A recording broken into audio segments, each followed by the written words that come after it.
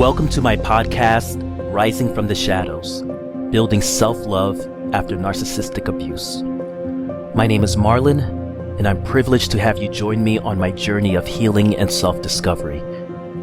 In each episode, we'll dive into the challenges that I faced, the lessons I learned, and those pivotal moments along the way that led me to the profound realization of self-love. My hope in sharing my story is that you too, like me, will start taking bold steps towards living the life that you were meant to live and living it on your own terms. Thank you for joining me on this deeply personal journey. Let's begin.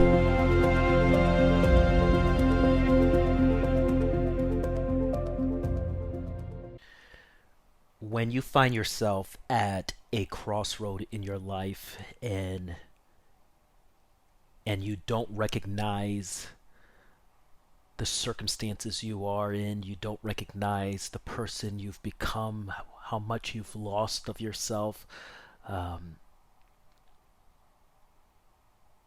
it's really shocking. It's a really shocking phenomena to have had a certain level of, belief in how your life would turn out, and now that's not it.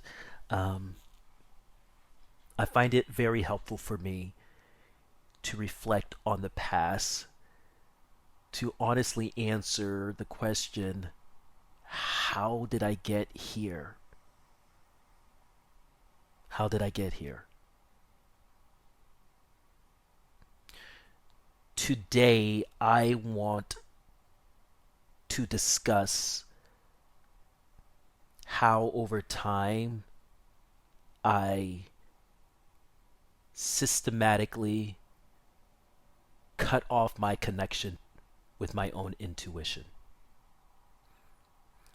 You may have heard the term. It's kind of, it was invented in the 1940s by psychologists, but it certainly, I think, is more common in our daily conversation now, and that's codependent.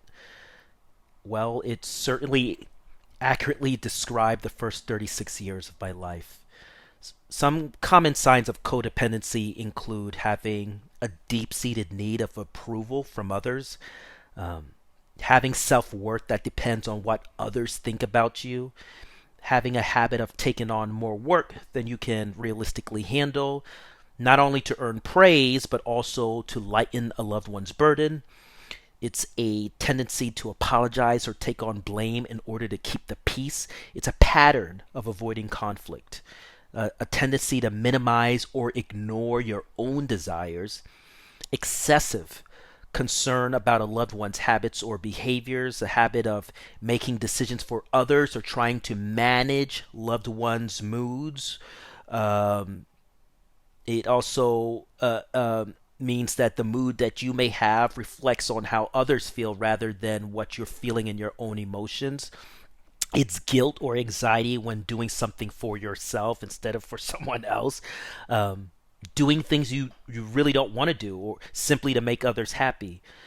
It's idealizing partners or loved ones, often to the point of maintaining relationships that leave you unfulfilled. It's an overwhelming fear of rejection or abandonment.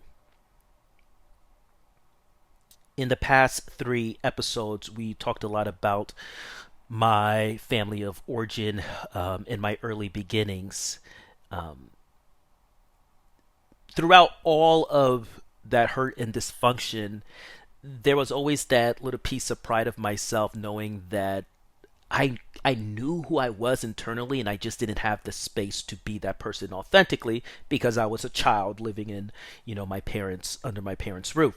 But the one thing that's always been consistent about me is that I've always been a truth teller, specifically or beginning in my family of origin. And that ruffled the feathers of my abuser. Of course it did. Made him look bad.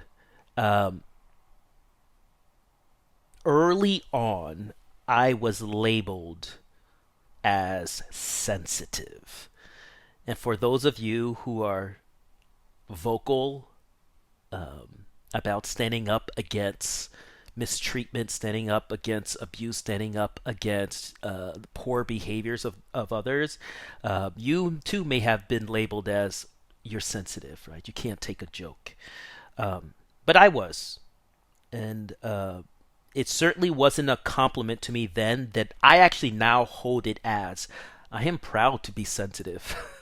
I am proud to be empathetic. I'm proud to care about justice. I'm proud of these things now. But it was um, derogatory to my family of origin, thrown at me. The truth is that I was consistently calling out bad behavior at the hands of my caregivers, and I refused to be silenced. What was extremely hurtful for me that in my late teens, early 20s, that somehow along the way, my brothers also fell in line with labeling me as sensitive Marlon.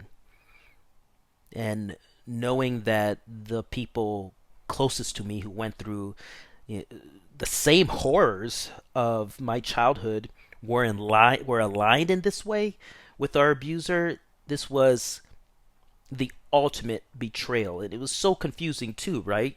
At that point, I truly didn't care whether I maintained a relationship with my parents because what they did was so unquestionably horrific.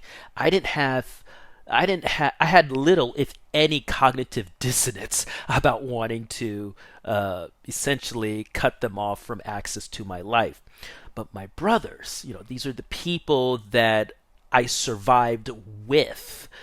So for them to also subscribe to the concept that uh, I'm too sensitive was certainly a betrayal. And I didn't have the language back then, to describe it as such.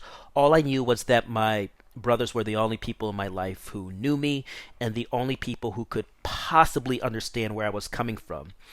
And instead of us standing together to create a healthier family unit with us, I had to stand alone in asserting that there was no way that I could be in relationship with our abuser, especially when he refused to take accountability for his actions. The truth is, it was deeply injuring to watch them engage and maintain relationships with him as if nothing happened at all. God, that was really hard to see. Unfortunately, if the important people in your life submit to the triangulation of the, narcissistic abuser, and then they begin to repeat their messaging, the narcissist messaging, it's easy for you to start internalizing the lies. I knew that I was worth more than what life had given me up until then, and that I would never accept that type of brutal physical and verbal abuse. But because I was so conditioned to believe that I was defective and I was too sensitive by my dad and subsequently my older brothers, in my adult life, I became hyper vigilant about appearing, or should I say, I became hyper vigilant against appearing overly upset about situations that were legitimately upsetting. In fact, I so believed that I was defective that I spent my late teens and early 20s trying to shed the oh, here's some Mean Girls pop culture for you, he's the weird homeschool jungle freak moniker, to rebuild what I felt should have been present in my childhood. And maybe then I would find a group of people who would accept me. So one of the things that I would do, I would spend full days at the library. First of all, shout out to libraries and librarians. God, the public library saved my life. I have a life today because of my love of reading and because of the public library that I had access to. Hatboro Public Library in Pennsylvania, Warminster Public Library, spent so many hours there. And then also when I went away when I was at community college, I spent tons of time in the library, um, just learning.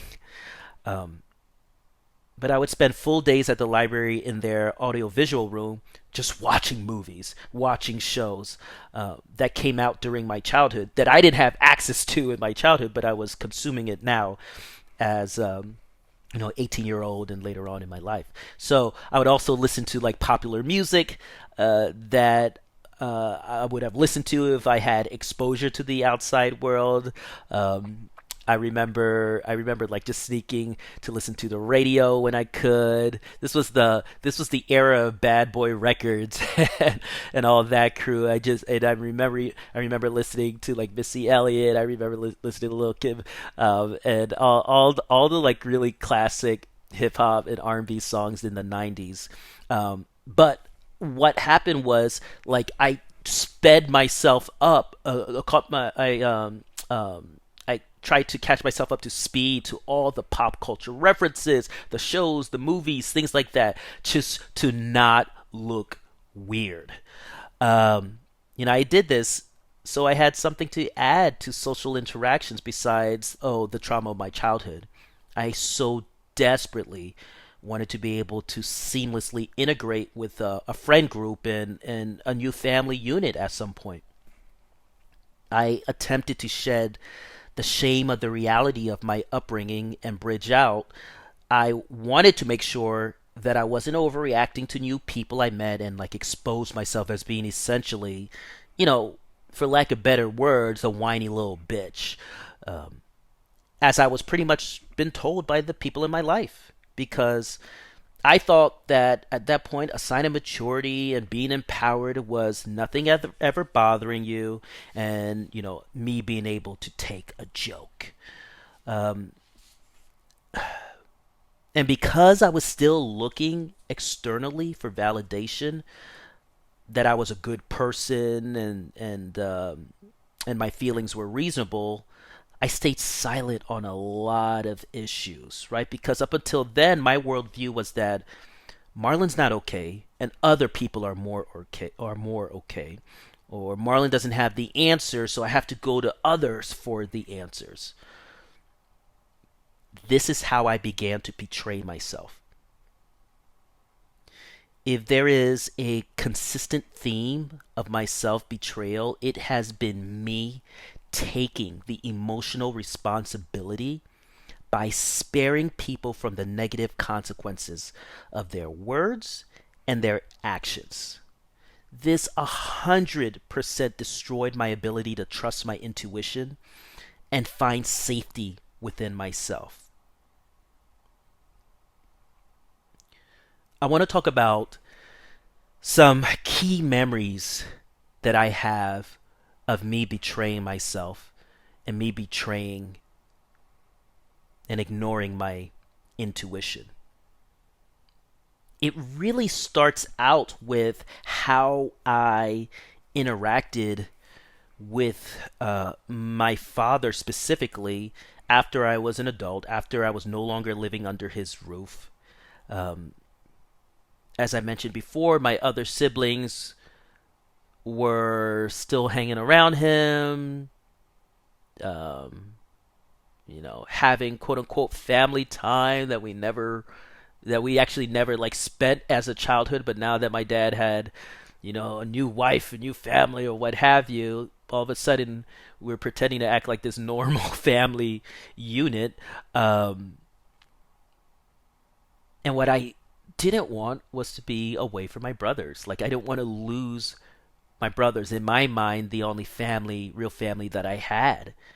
And so I remember betraying myself in sticking around, hanging out. Although I would never hang out one on one with my dad, but as long as my brothers were there, I would spend time.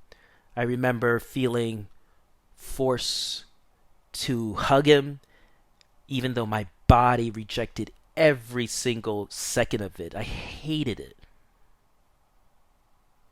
I used to, spending time in his presence was so oppressive. It used to take me Not used to. I mean, I don't spend time anymore, but when I was, it would take me the full 3 days to recover from like a few hours in the afternoon from spending time with him. And when I mean recover, I mean like I'm exhausted. I'm like lying in bed. I can barely like, get up to shower and feed myself. It was fully oppressive.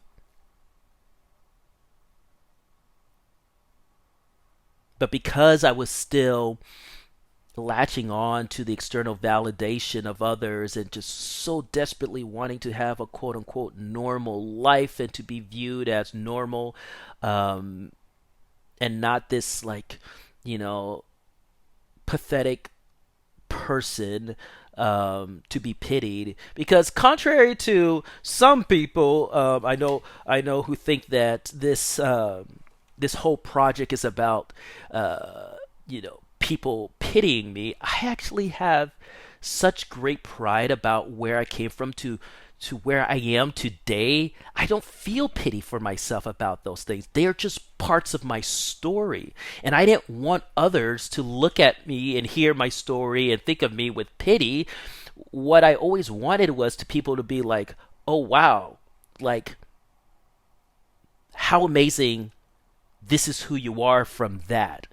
Um, but people have emotions, people have feelings, or what have you, and invariably, if you hear a story like mine that has such violence uh, in it, beginning as young as 4 years old, like you're gonna feel something if you have empathy. So I get that, um, but it was very disempowering for me when I would observe people's reaction to my story as not a reaction of like, um, wow, look at the power of hope, look at the power of resilience, but more as like, I'm so sorry, like that happened to you. Because for me, it was like, wow, this made me who I am today. This made me the warrior that I am today. Gave me the confidence that I can get through anything that I set my mind to. But invariably, people would react in the other direction to me. I remember, um, as my ex and I were planning our wedding, um, we did a. I was going to say we had to, like, no, we didn't have to. I went along with it, and again, this is like another point of the self betrayal. But we did a parents, quote unquote, parents meet and greet. At that time, my parents were divorced. My mother had made the choice not to come to my wedding because it was on a Saturday. And her words were that I clearly didn't want her to be there because I didn't plan it on a day that she could come. For her, it was like a religious observance thing that she didn't want to come on Saturday.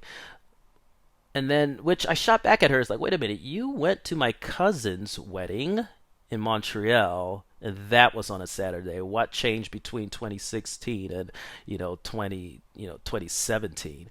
But anyway, so she wasn't able. She made the decision that she wasn't going to attend. And so here I am, stuck with my dad and my stepmom as being the parental representatives, for me. And I've known my stepmom my entire life. She's my oldest brother's mother, but we didn't have like my parents were married for 21 years. Okay, so this was like a new relationship. This was like a new old relationship for my dad and my stepmom. She was never a parental figure in my life, and I was extremely resentful of the way that my dad and my mom broke up, divorced, whatever you want to call it, because it was an affair. He had an affair, and so I was very much not. I did not view my dad and my stepmom's relationship in any respectful lens. For me, it was an anathema. Um, but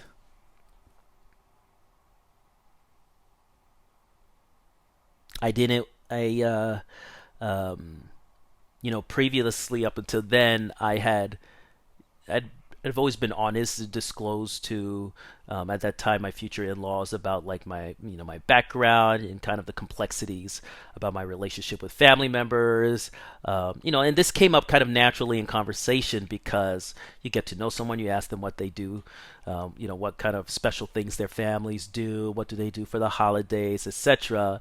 And my answer is always nothing, nothing, nothing, because we didn't grow up celebrating holidays. We didn't grow up celebrating our birthdays. We didn't grow up doing any of these like close family unit things. And that's just the way it was, growing up in a cult. Um, but for whatever reason, they never seemed to get it that my family of origin weren't my people. Like, besides my relationship with my brothers, like my dad, my mom, like they weren't my people, and they couldn't get that. And I was so exhausted in trying to be like, hey, like, see me fully as a person. Like, I know this is not what you're used to in your reality, but this is my reality. Um, and it was our wedding, so I wanted to make sure that it went smoothly, and it was a good experience for everyone. So they did a meet and greet. We had brunch together, and I remember just sitting on that bench, just like so resentful that these people were representing me, because I wanted nothing to do with how their relationship came to be and what it represented. It, you know, to me, it was tough, but I said nothing. Right? I went along for appearances. At my wedding, I hated the fact that when we had to, take family pictures, that they were the ones standing next to me. And that was what was on record for my people there. Um,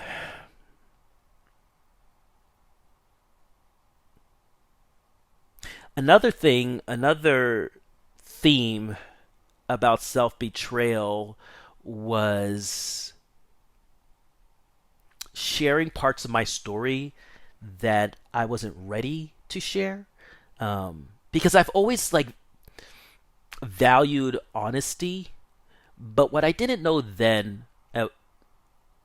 like I know now, is that people have to earn vulnerability. There is honesty. There's no one's telling you to lie about anything, but people don't need to know everything about you, right? Like, especially people that you haven't ascertained that they're safe people or not. Being vulnerable with people that are not safe people can really re-traumatize parts of you that may have begun to heal quite nicely up until then. But again, always looking for external validation. So I would often find myself in situations where I was vulnerable with people that had not yet earned intimacy, and and and and I allowed their curiosity, and I would say not even curiosity about me as a person, but curiosity about details about me, betray my intuition was that they don't give two shits about me. They're just nosy. And that's happened to me several times. Another huge theme when it came to me betraying myself and keeping the peace and you know getting along has to do with race. I, for whatever reason, maybe it's the way I talk, maybe it's the way I dress. For whatever reason, white people have always been ridiculously emboldened to say some of the most racist shit to me and even try to position it. as a compliment. I remember there was this very well-to-do family at church, um, and the we all hung out very frequently, pretty much after service every weekend. We'd go to lunch after church, and then we'd go to each other's homes and spend the afternoon. And sometimes we even vacationed together. There were some really positives, some real big positives in that group, but there were also some negatives. And it was the first time that I remember feeling like a sense of community that didn't feel extreme in the way that I had experienced it. Now, looking back, I see the extremism now in the way that they forced intimacy without it being earned. There was certainly like the nosiness, the lack of holding poor people that behaved poorly accountable, the kind of sweeping things under the rug under the guise of like God calls us to forgive and to grow from that. But we heal ourselves by forgiving, yada yada. But anyway, one of the guys there, just old white guy, probably at that point he was probably in his 70s, and he used to always say like, "Hey, Marlon, I like you. You're not like one of those regular black people. You're one of the good ones." And of course, I was like, ha ha ha, feeling super uncomfortable, because it's a weird fucking statement. You know what's interesting about me, and people, for whatever reason, don't seem to pick up on this right away. I'm pretty extremely revolutionary in my racial thinking. And I think that has to do with me being Haitian. I have a deep sense of pride about being Haitian. And I guarantee that you won't meet any Haitian that doesn't as well. Being the first independent black nation in the world, and to know our history and how we wrestled our freedom from the hands of Napoleon's army. We bested the British. We bested the Spanish. We even aided the United States in their war against the British. Like, there is an immense Haitian independence sparked revolution in South America, inspired Simon Bolivar. Like, there's a lot to be proud of. And then also knowing how Haitians earn their independence. It wasn't through protesting. It wasn't through saying like, "Oh, please, we are humans." They earned it with their blood, sweat, and tears at the end of a machete. That's how they earned it. It was fucking bloody. And I think for me, there was always that sense of like fierce, what's the word, like foundation of pride and sense of like I am worthy, regardless of like all the other messages that told me I wasn't. But there was something special about growing up Haitian that did that for me. So, while people may have assumed, I don't know what, wanted to quote unquote compliment me for, not acting what they interpreted as black, it was deeply offensive. It was just something I was always very proud of. But I went along. Like, ha ha ha, right? Because I don't want to lose this community that is the first quote unquote safe space that I'm having in my early adult life. I remember a good friend of mine who's honestly, a big reason why I'm an entrepreneur is because of him. I idolized him. I idolized his relationship with his wife. There was just so, and he was good to me. They were good to me. They were so good to me. But I had never experienced a relationship where I was okay to be upset about something and be like, hey, you need to stop. And this guy would casually tell his stories and throw in the N word. Now, I don't think,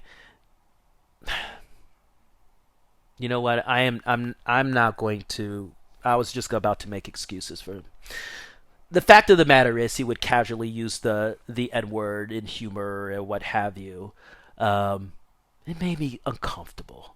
It made me so uncomfortable. I never said anything about it because I didn't want to lose. I didn't want to risk upsetting him and losing this community that I found deeply fulfilling and for the most part affirming.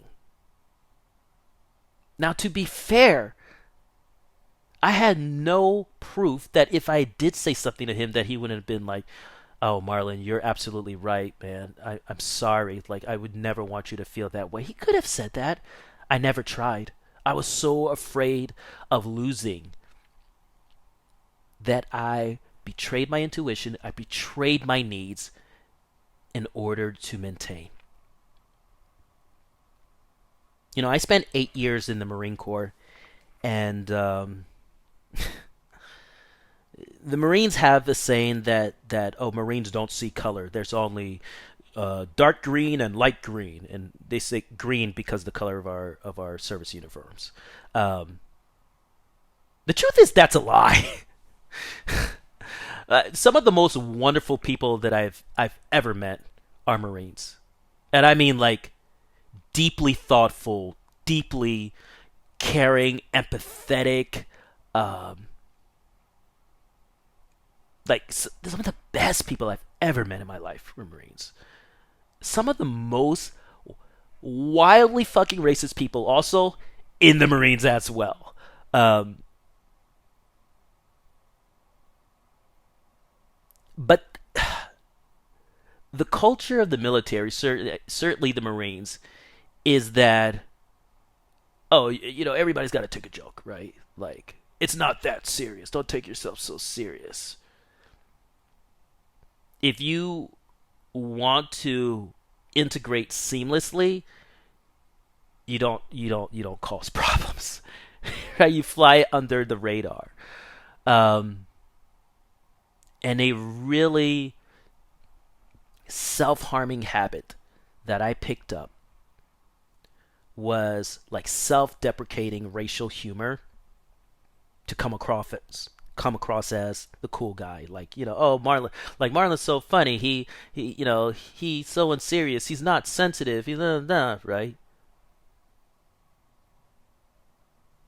I used to I used to like talk in this stupid fake West African accent to make people laugh.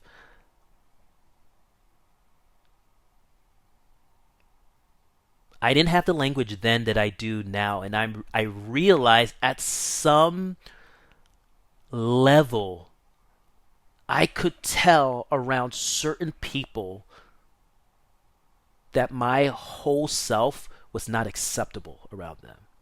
There were some people that I knew I could be so transparent, so fully me, and I felt so comfortable being that person around them, and and felt comfortable arguing with them. I felt comfortable disagreeing with them, and never felt like it meant um, that I couldn't retain their friendship. I'm thinking about my friend Lucas here. Really great guy. Really great guy. Really great guy. But there were most people I did not feel that way. And because you got to remember, my worldview at this point is that there's something wrong with Marlon, not ever that there's something wrong with other people, and that hey, maybe I just don't want to have any type of relationship with these people. And so because I'm internalizing that Marlon's the problem and I have to fix myself, again, I'm shutting down my intuition. I'm going along. I'm trying to make myself assimilate so everyone and everything would accept me.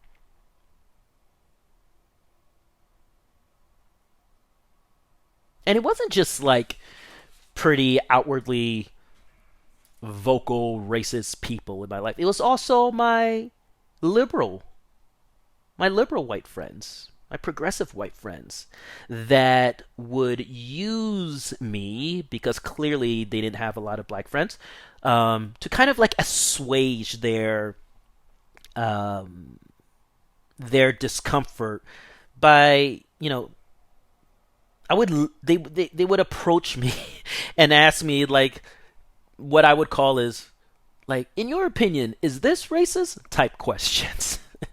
These are good people, um, but still so brutally like unaware, like how offensive they could be at times. And because I'm viewing them as good people, which they are, like they are, um, and again, not wanting to sever any sense of closeness that we have had created up until now, even though I'd feel so uncomfortable and like in my mind I'm like, dude, why are you asking me this? Like I'm not the black encyclopedia to like answer, all your questions that you like ask a black guy. Ask that football dude that does all those stupid interviews. What's his name? He's a Nigerian guy. I forgot what his name is. Um, but yeah, I never shut them down. I would always I would always acquiesce. I was always agreeable. One of the things that when I started really getting awareness about these codependent behaviors that I had, I really picked up how I was in meetings and interacting with people, realizing that I would smile when I didn't particularly want to. Um, Maybe overly nodding and leaning forward. Like I wasn't like consciously doing that, but I would like check in with my body and realize like I'm doing all these fawning things to appease somebody, regardless if they're angry or not. That had nothing to do with it. Just to make them feel so good about their interaction with me that they would feel safe with me. The crazy thing about being codependent, and I refer to myself as a recovering codependent. The crazy thing about that is it really does put you in such compromising situations. I remember being terrified being around certain groups of friends that would casually use drugs. Whether it was prescription drugs, cocaine, weed, whatever.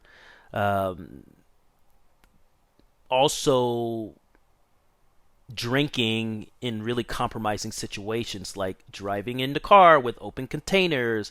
And all of this stuff made me feel so unsafe because in my mind, I was like, God, I am the only black guy in this group. God forbid we get pulled over. God forbid we get pulled over. Like, that's my ass. You guys are going to be fine. You'll be able to get a lawyer. You'll be able to, like, if something happens, it's going to happen to me. I remember being terrified. But I didn't want to be the killjoy, and I didn't want to be like the paranoid one and not cool person. And while I didn't partake myself,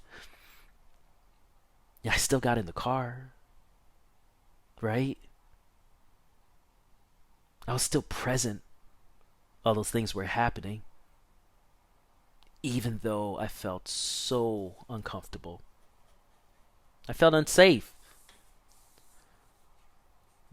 But of course, I betrayed myself in order to get along.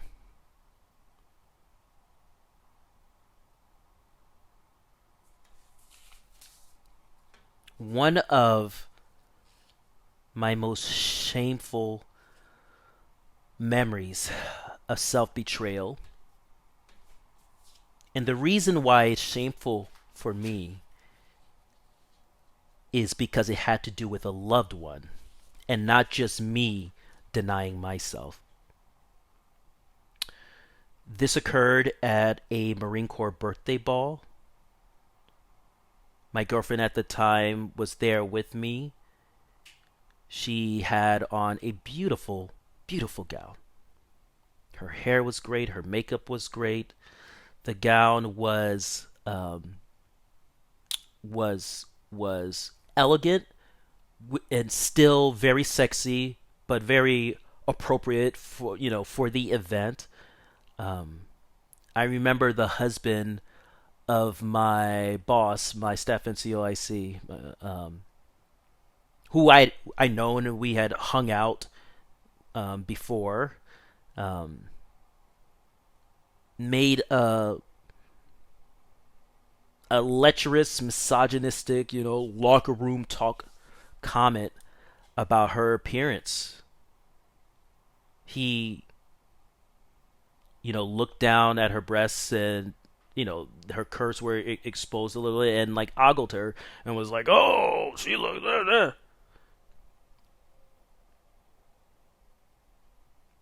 And I remember being offended and being like that's gross. I have never been comfortable with like talk like that. That's not in my practice. Um, do I have eyes? Of course, I have eyes. Of course, I've been like, oh wow, she's really hot or whatever. But the level of like, oh man, what I would do to her, like that, ugh, that has never been. That's not me. That's not how I talk. Um, and I remember disgustingly, just like instead of just standing up and saying like, "Yo, don't talk about my girlfriend like that. That's so inappropriate." Like that's what I should have done. That's what I should have done. Because that's how I felt. But I kind of like, hey, ha, like, oh yeah, she looks great, doesn't she? Shameful. And she rightfully so confronted me about that. Rightfully so. That's what codependency does to you. That's what self betrayal does to you. It makes you unable to protect the people you love that need protecting. It's fucking dangerous. And that was bad, right? But we're both adults. Technically you could argue like, well, she could have stood up for herself too. But that wasn't the only time that someone I love was hurt because I didn't stand up for them.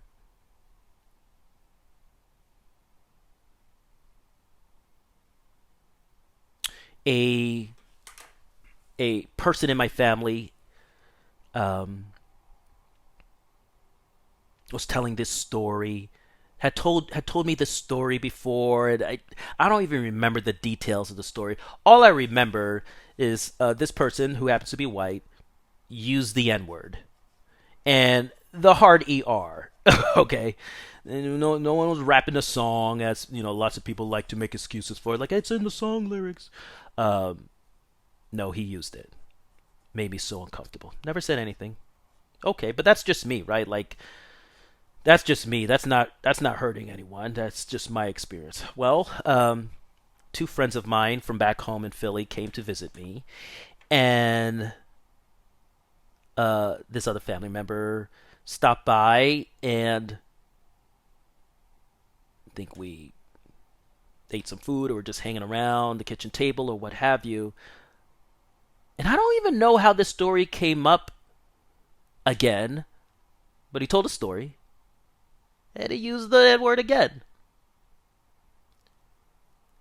And I should have at least at that point been like, "Hey, dude, you can't say that.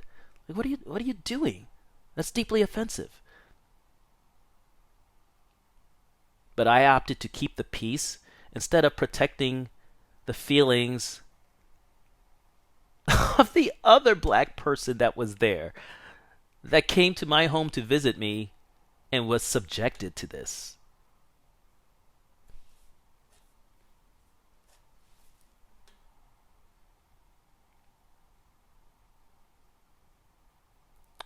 But probably one of the most shameful memories of self-betrayal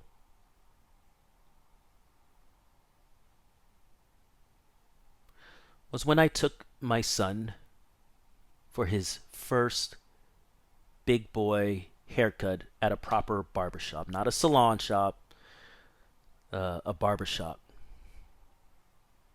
He was getting, medium regular fade, get some stuff off the top, looking fly. My boy has beautiful, beautiful, thick curls mixed with a little brown and a little reddish here and there. Different textures depending on if it's on top or it's on the side of his head or at the back. But he's always had really, really sensitive hair. And the barber proceeded to comb out his hair, and it was hurting. And I wanted to tell the barber to stop. Like, stop using the comb, use a brush, get some water in there, something to make it easier on him. And I couldn't bring myself to do it. I couldn't bring myself to protect my 3-year-old. This is not a life and death situation. This is a trip to the barber shop. To the barber shop.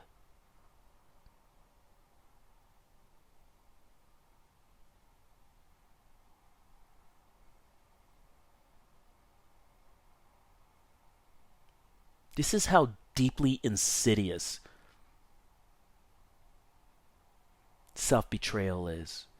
It doesn't just stop at you. It will touch everything that you're responsible for.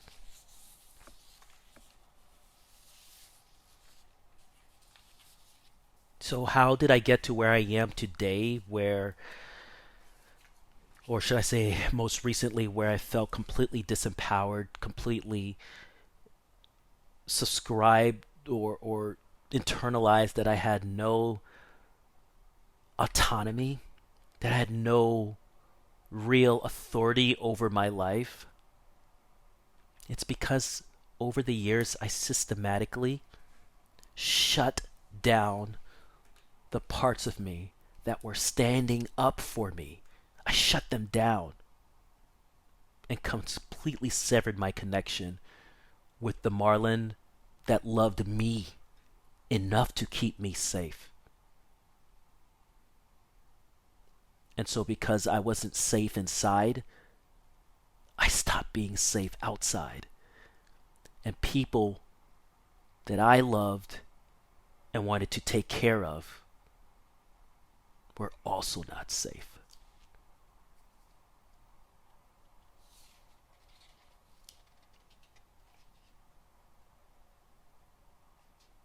It's a real mindfuck to be like 36, turning 37, and to realize, like for the first time in your life, that like, oh no, I get to call the shots about my life. It's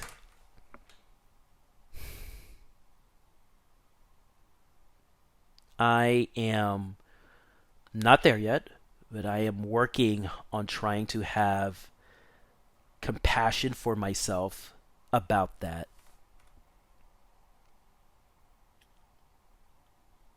But to take real accountability that tiny small voice was always there. It was always there. I just decided to ignore it. I decided to ignore it to keep and maintain a semblance of love, affection, safety, what have you. It was really a lack mindset that did it. I guess what I didn't have words then, but I'm realizing now, is that I thought this is as good as it gets. Like, why would someone like me get anything better than this? I've never had anything better than this. Don't mess this up, Marlon. Don't make people upset, Marlon. After all, they're not beating you. After all, they're not injuring you in this way and taking food away from you. And after all, they're not doing that. Don't be greedy now. Those were the internalized messages.